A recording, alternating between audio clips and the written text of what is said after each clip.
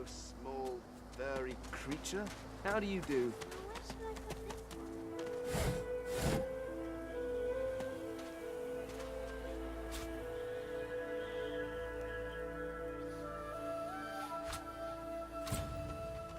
We already know it. Now speak. Stay back, sorcerer, and stay silent. Our Godwoken speaks. We know you've been helping sorcerers escape, Atusa. We have proof. I'd sooner cut my tongue out than lie to you, Alexander. I know nothing of any escapees. If you can tell the Godwoken no more, your tongue is of no use. Cut it out. This can't be serious, Alexander. Come! You should know by now to obey your superior, Magister, whatever she may ask. Atusa pinches the tip of her tongue with 2 fingers and brings her dagger to its root. Her eyes squeeze shut. Drops of blood form against the dagger's edge and quickly fall to the ground. She groans. Stop! My father, may his soul rest in peace, would be disappointed in you, Atusa. To think you would lie to his only son, your bishop, and your friend these many years. The fate of our realm hangs in the balance.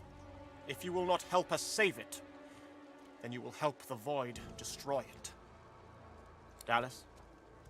Yes, Your Holiness? I believe we're done here.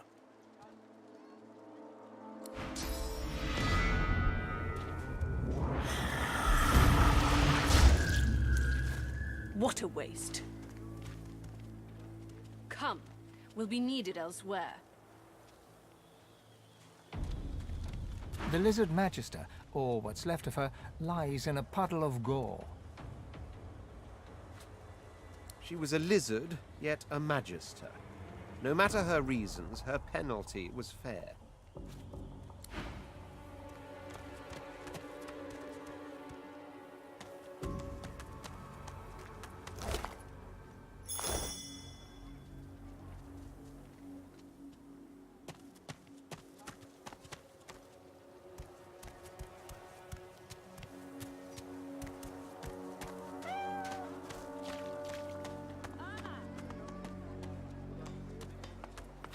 Come on then, Lexi. Pay up. An odd-looking young woman is staring intently at the statue to the divine, fingers curled rigidly at her sides. Greyish-black veins run from her eyes down her cheeks. Her head snaps to you mechanically, and her eyes lock with yours, dark pupils dilated into great black voids. Light suddenly flashes back into her face. The grey veins drain to pinkish flesh, and her whole body relaxes. Hi, who are you, some guy? Oh, it's nothing really, it's just... I'm just a bit... well, a bit... hospitable? Ha! What I mean is, look, you've never been a host, right? That's because you're like a clump of leaves on the side of the road. That ain't bad, though. I'd give just about anything to be like you. But I'm a roadside inn. Red door, flowers out front, friendly lady at the door beckoning you in for half price. Like a goddamn gold star inn for the disembodied. She gives you a searching look. You seem pretty well adjusted. Ain't that just the truth? So, how are you enjoying the joy?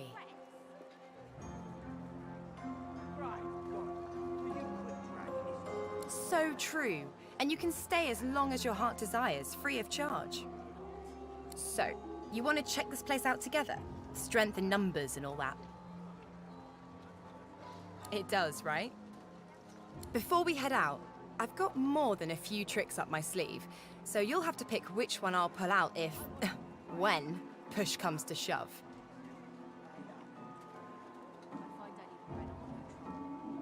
Lately, I've been into the enchanting arts, but I can shoot, slash, summon, steal, whatever your little black heart desires. So, what'll it be? Sounds fine. So, we're good to go? Yeah? Well, that was easier than I thought, and I'll do my best to stay myself. Lead the way. Well, duh. I'm sure that disguise will fool most people, but I'm a very sensitive and discerning soul. Most fleshy folks aren't really alive anyway. Don't sweat it. Or whatever it is you do. Now, let's go.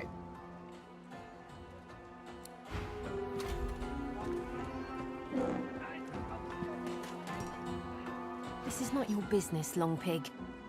Don't let this moss muncher talk to you like that.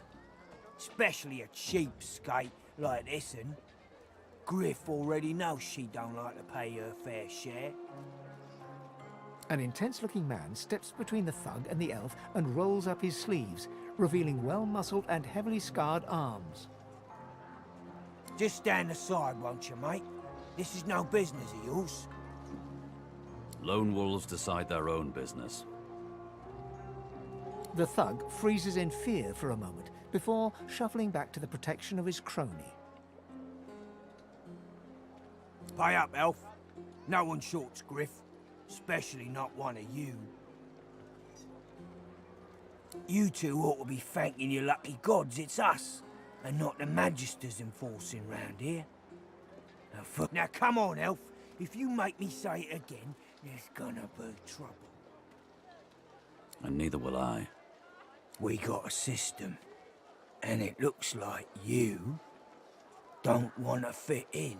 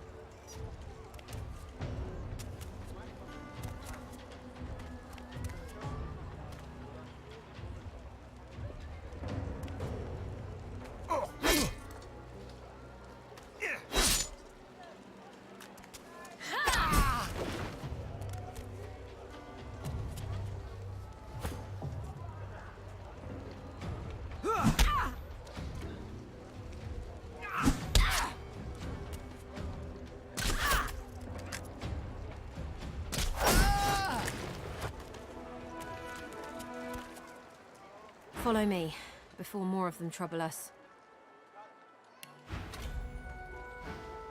I've an errand to run around here first. I'll catch up with you there later. Remember, past the kitchens, down to the beach, inside the caves there. There is a safe place.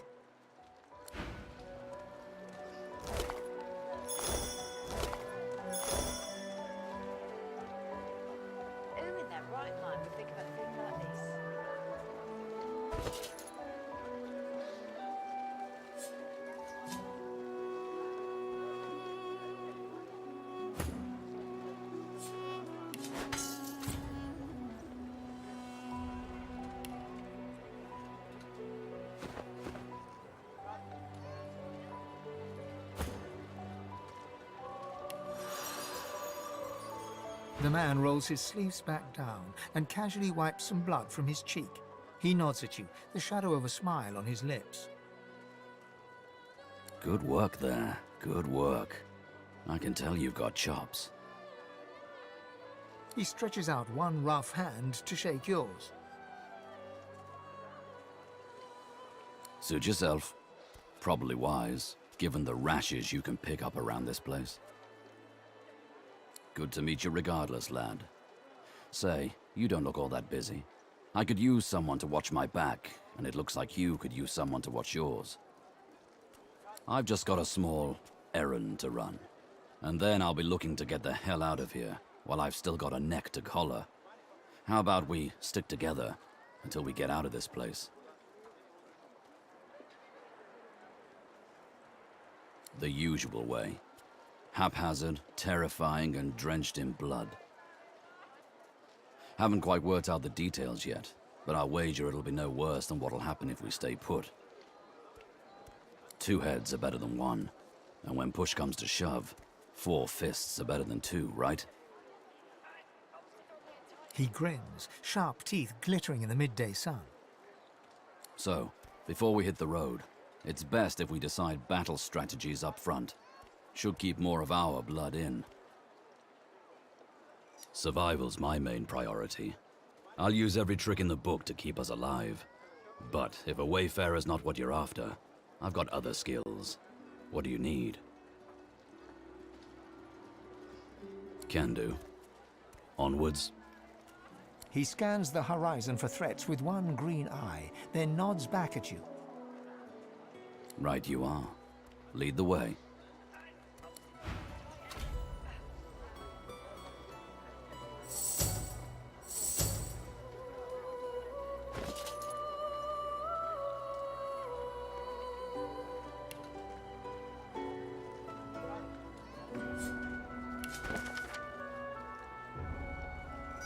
So, time to find this Boris fellow.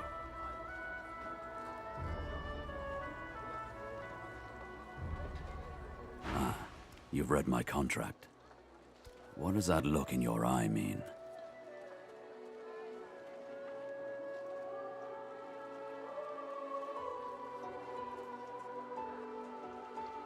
Great, let's move. The less time we dilly-dally, the better.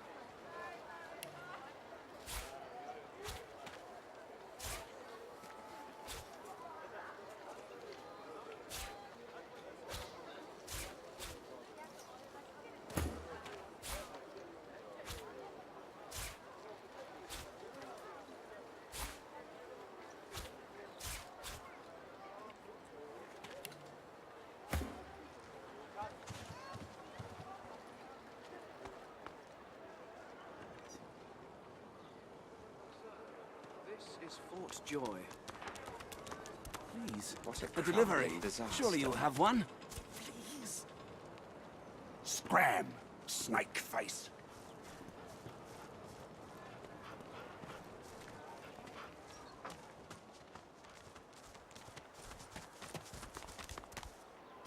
Amid the squalor of Fort Joy, you suddenly spot an elf with diamond features, regal and radiant, but cold too, and sharper than any knife. She was among the sorcerers with whom you fought the Voidwoken down in the hold of the sinking ship. Her eyes are focused on a lizard some distance away, and you get the distinct feeling he's an unfortunate man indeed to be trapped in her tiger-like gaze. No sooner have these words left your mouth than she turns about and grabs you in a stranglehold. You feel the tip of a long needle being pushed a little ways into one of your neck's vertebrae. You caught me off guard. No one catches me off guard. Who are you? I see. It does so satisfy to have a purpose in life. A push, a pivot, and now you suddenly face her, the needle still all too deeply embedded in bone. Despite the precariousness of your situation, you notice a flaw in her diamond features, a curiously shaped scar on her left cheek. Because it is my desire to question him intensely. As for the reason, you're staring at it. You see, once upon a bad old time, a lizard cut this thing, this living scar, into my cheek. The mark of a slave. But now I'm free, of sorts. And I've traced that lizard here, to Fort Joy. I intend to raise the subject with him.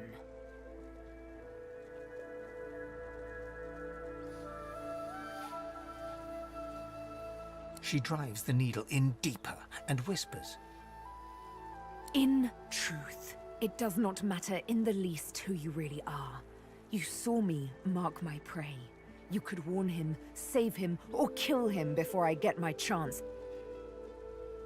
That makes you a liability.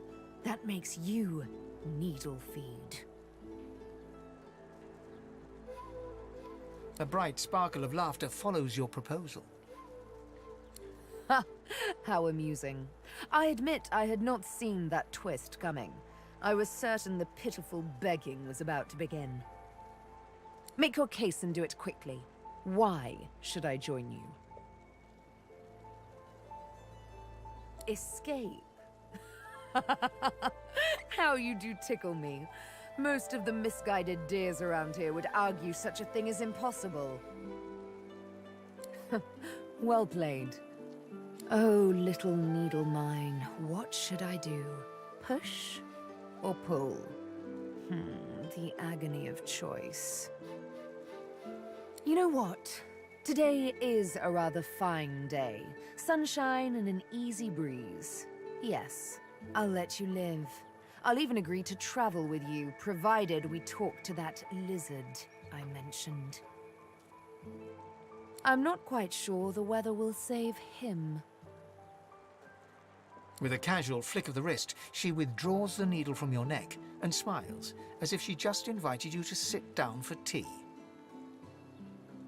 Yes, the needle did find you rather tough to chew.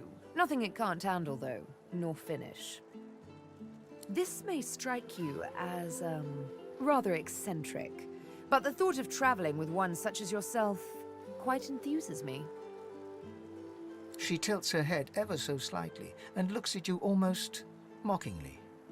You can't help but contemplate with both dread and delight the absolute darkness at the heart of her cat's eyes. Yes, this will be jolly good fun. Let's discuss our respective roles then, shall we? You, me, and Death will be playing many a round of hide and seek. So, what role would you like me to play? As a rogue, my speciality is stealth, the quick silence of the dagger striking unseen. That said, I'm perfectly lethal wielding any weapon or magic. So, the choice is yours. Suits me fine. Lead on, or better yet, Let me take the lead. Then follow me. But wait, you seem to have quite a few followers already. We'll be far too conspicuous traveling in a caravan like that. Return to me once you've culled a couple.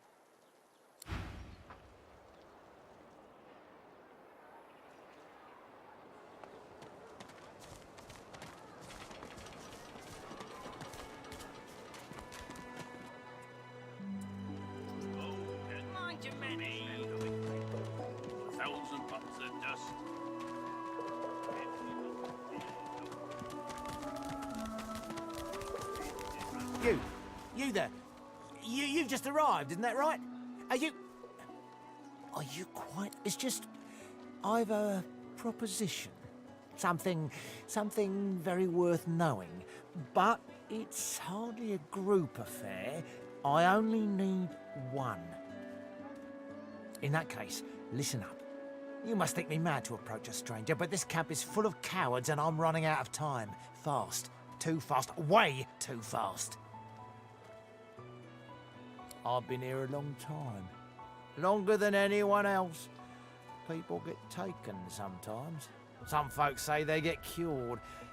I don't know if I believe it, and I don't want to wait and find out.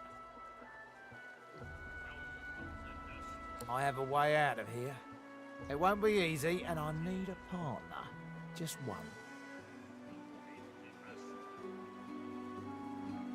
Are you interested?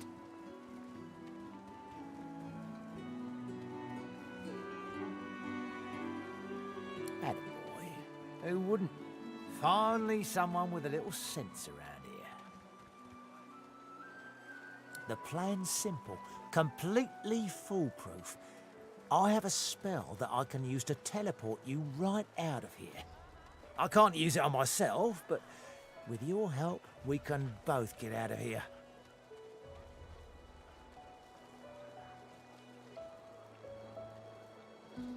There's an artifact that you can use to teleport me out of this place. Then I can use my spell to free you in turn. This item, though, it's in quite an unfortunate location.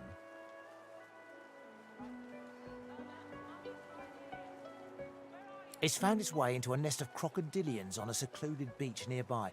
Here, give me a map and I'll show you where to go. I'm glad you're of such a mind. I never was one for gore myself, but never mind. I've got the plan and you've got the brawn. Get that artifact, and you and I are as good as free. Go give those overgrown lizards what for.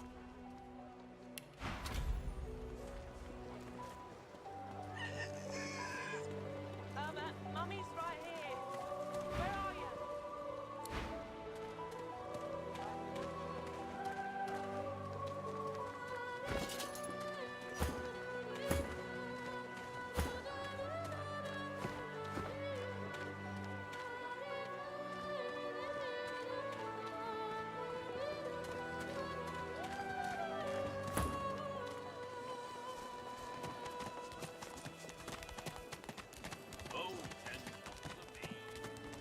Give me be, Sam.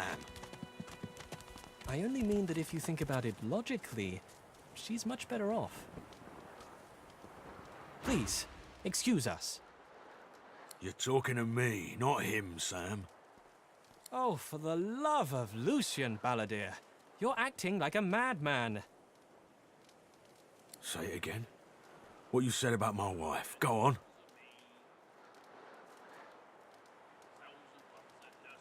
Piss off. Go on, Sam. Well, it's the truth, and you know it. She's better off. So what if it was messy? I'd rather puke myself to death 1,000 times than let the Reds get to me. If she were my wife, I'd be happy for her. A flat smile twitches across Balladeer's lips. She never did like you. I'll be with you soon, love. The man looks for a moment at the corpse at his feet, then turns back toward the nearly finished coffin, bloodied hammer in hand. Murder's a big word. And no, This here's a bed for someone 1,000 times better than that snake. Rest her soul. The love of my life, Gret. She passed in the night. Something in the stomach. Doctor couldn't help her. He tenderly runs a hand along the coffin's side panel. If she were here, she'd tell me this plank is crooked. Chastise me for using warped wood on her final bed. Then she'd laugh and kiss me. Just here. The man holds a hand to his cheek for a moment. He turns from you, lines up another nail, and hammers it into the panel.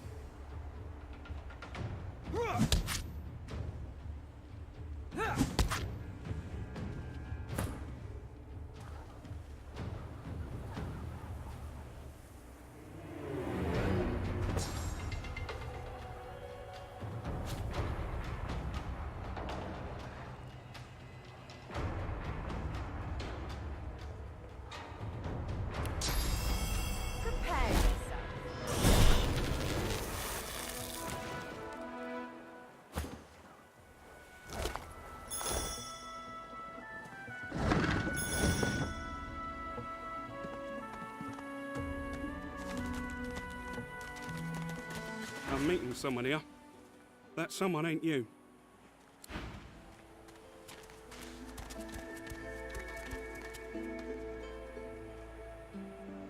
You deaf? I said... Ha! I found you, didn't I? Red, they said. Red, then dead.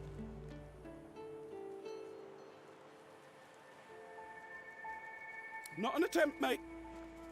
Not if I can bloody help it. Time's up, Your Highness. Let's dance.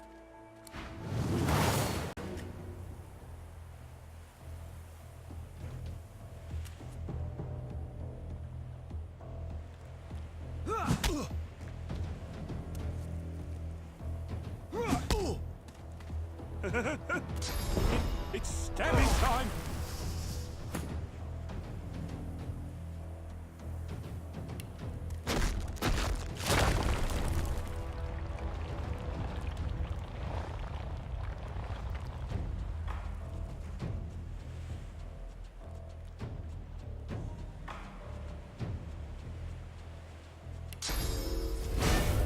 Prepare yourself.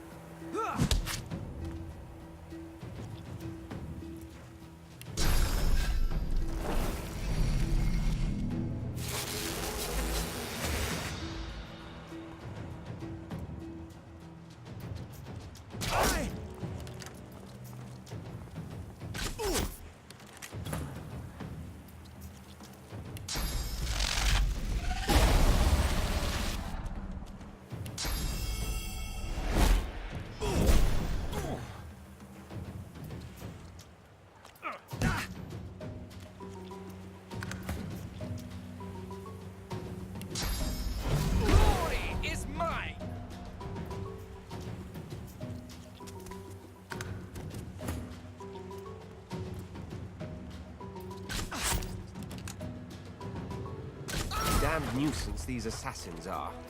It's their frightful manners I mind the most, really. Healer!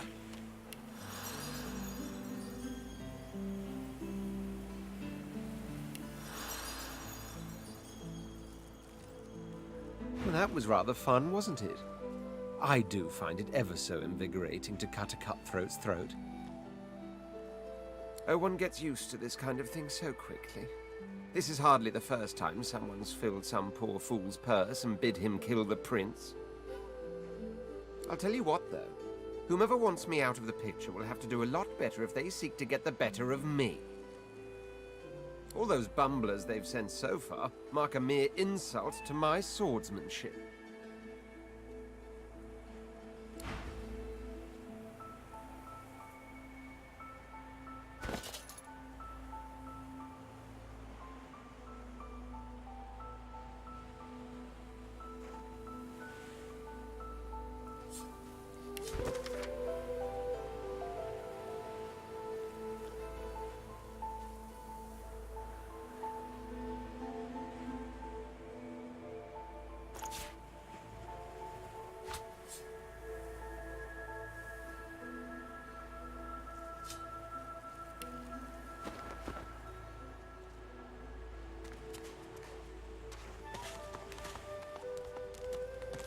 The woman looks out on the gently lapping waves.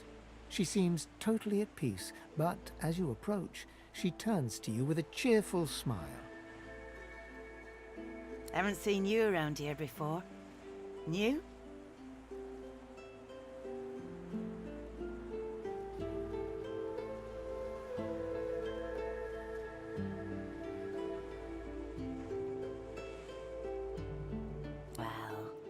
Don't worry too much if you have a hard time settling in. Takes a while to get used to the place. You here alone?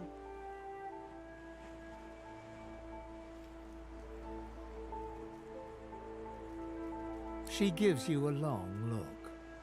You keep them friends of yours close, eh? Some of us haven't got anyone at all anymore. Not much in this world someone you love can't make better.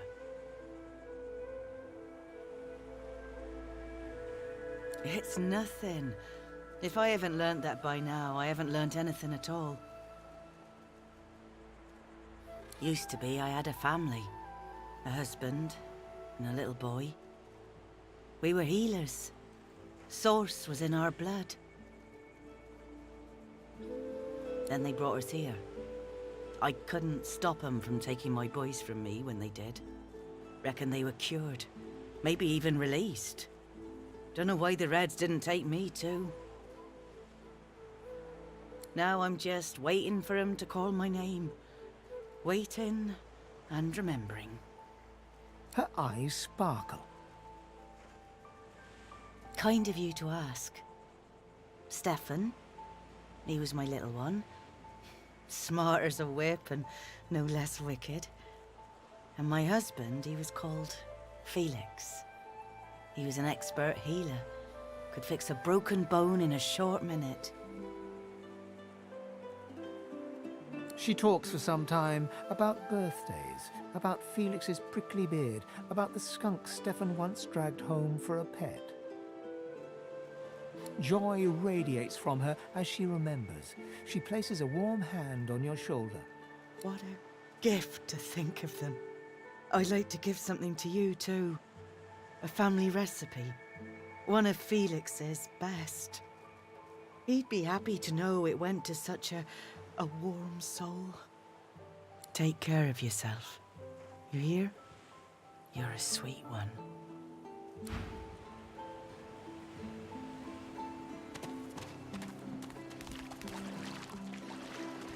Comes it out all dilly-eyed. Come on, you stubborn hunk of garbage. The dwarf's fingers clamp around a splintered chunk of wood nailed to the skeleton of an old ship. His whole body strains with the effort of wrenching the plank free, to no avail.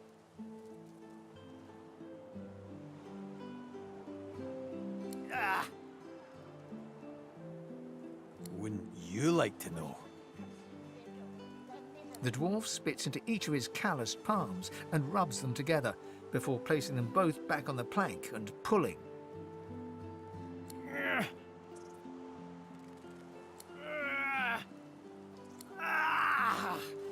Bleeding nail must be charmed or something. We'll just see about that.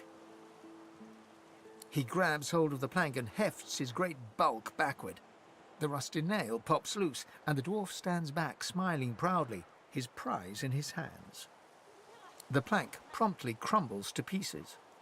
Son of a...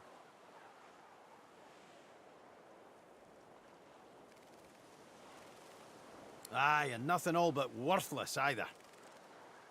He casts one appraising eye over the planks strewn on the ground and those still nailed to the ship. His brow furrows in calculation. He sucks a finger and holds it up to the wind, testing the breeze.